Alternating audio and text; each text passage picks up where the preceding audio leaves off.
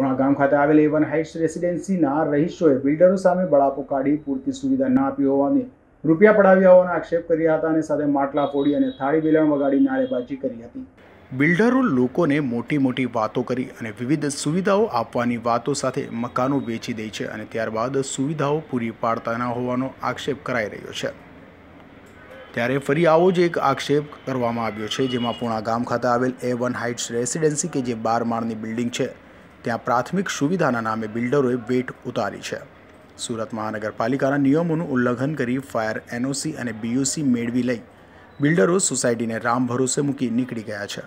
Fire દ્વારા હાલ આપેલ NOCમાં 20 SP પંપ લખેલું છે અને સ્થળ પર માત્ર 15 SP પંપ છે, જેની ફ્લેટ હોલ્ડરો દ્વારા વારંવાર ફરિયાદ કરવામાં આવી છે, છતાં કોઈ કાર્યવાહી કરાઈ નથી।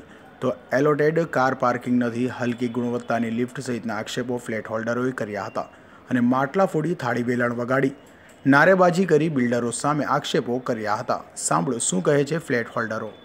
જી, મારું નામ કાજલ ખોખર છે, હું 103 માં રહું છું।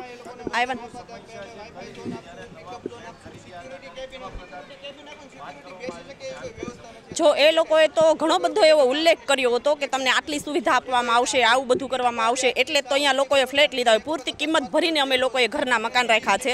પછી અહીંયા રહેવા આવ્યા પછી ખબર પડી કે એણે જેટલું કીધું હતું એમાંની 50%ની બધી પ્રોબ્લેમો છે કે જે એ લોકોએ સુવિધા અમને નથી આપેલ। સિનિયર સિટીઝન સ્પેચ આપવો જોઈએ, ગાર્ડન આપવું જોઈએ, પ્લસ પાર્કિંગની જગ્યા છે, એ બધો મુદ્દો તો છતાં અમે છોડી દીધો હતો। પણ અત્યારે ઘરની અંદર જે અમે લોકો એક તો કેપેસિટી હોય નહીં, બહુ મહામુસીબતથી ફ્લેટ ખરીદ્યા હોય, પછી ફર્નિચર કરાવ્યા હોય, અત્યારે ઓલરેડી બધા ફર્નિચર બી ખરાબ થઈ ચૂક્યા છે। એનું કારણ છે કે પાણી પડે છે, બધાના બાથરૂમ, ટોયલેટ, વોશરૂમ કોઈ જાતની નળ સુવિધા બી સારી નથી। અમે લોકો બહુ મહામુસીબતથી રહીએ છીએ। હવે અમે લોકોએ પૂરતી કિંમત ચૂકવી છે તો અમે અમારો હક કેમ ન માંગીએ? અને અમને લોકોને જ્યારે ખાલી પાર્કિંગની અમે વાત કરી છે તો એ લોકો કંઈ કીધા વગર જ અહીંયાથી જતા રહ્યા છે। તો હવે આ સમસ્યા અમે કોને કહેવા જઈએ? હવે અમારે કંઈ અહીંયા કંઈ ફ્લેટ એક કોઈ નાની વસ્તુ તો નથી કે વેચીને લઈ લઈએ કે કોઈ પણ વસ્તુ કરી લઈએ।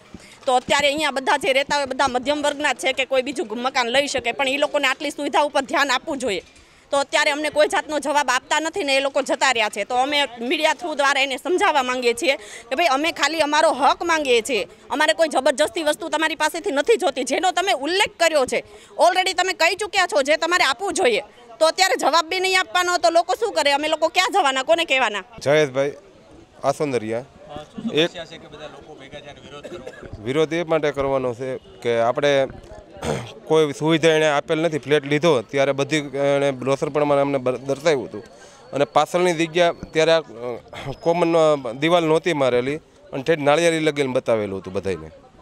તો પછી બુકિંગ વખતે પછી પાછળનું દિવાલ આગળ મારેલી અને પછી આ બધા ફ્લેટને દસ્તાવેજ થઈ ગયા પછી એને દિવાલ મારી, પછી તો શું કરવાના ફ્લેટ હોલ્ડરો? અને પછી એને કીધું એટલે અમે એવું કીધું કે ઇલેક્ટ્રિક પાર્કિંગ નથી આપ્યું, એટલે એ રાતોરાત અહીંથી ભાગી ગયો, બરાબર। અને એને 92 ગાડીનું પાર્સિંગ આપ્યું છે, 2 વ્હીલનું। તો 92 ગાડીનું અમને 2 વ્હીલનું પાર્સિંગ તો બતાવે અહીંયા આવીને। 48 પરિવાર રહે છે અને મારો 1001 ફ્લેટ નંબર છે। બિલ્ડર પાસે જે એને કીધું એ અમને પૂરું કરે, જે બ્રોશરમાં કીધું એ, બાકી કોઈ જરૂર વધારાનું અમે એની પણ કોઈ માગમાં નથી। અને આ તમે સામે દિવાલ દો પ્લાસ્ટર ન મારી શકતો ને એમને મૂકીને વિયો જાય છે।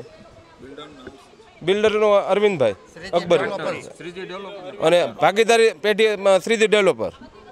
હાલ તો પૂણા ગામ ખાતે આવેલ A1 હાઇટ્સ રેસિડેન્સીના ફ્લેટ હોલ્ડરોએ પ્રાથમિક સુવિધાને લઈને બિલ્ડરો પર કરેલા આક્ષેપો બાદ તેઓને ન્યાય મળશે કે કેમ તે તો જોવું રહ્યું। સેટા સાથે અઝર કુરેશી।